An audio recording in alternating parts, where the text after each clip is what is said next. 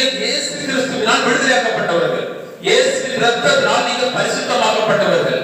அவருடைய நீதியினால் நீங்கள் நீதிமானாக்கப்பட்டவர்கள். ஹல்லேலூயா.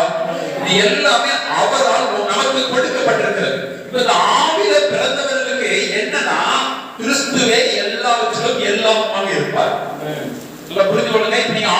இப்ப எப்படி இஸ்ரவேல் ஜனங்களுக்கு நியாயப்பிரமாணம் ஒரு தேவனுக்கு நியாயப்பிரமாணத்தை கடைபிடிக்கும் பொழுது தேவனோடு நெருங்கி இருந்தார்களோ, அதே போல ஆவியில பிறந்த நமக்கு இயேசு கிறிஸ்துவின் மூலமாக நமக்கு தேவனிடத்தில் உறவு வருகிறது.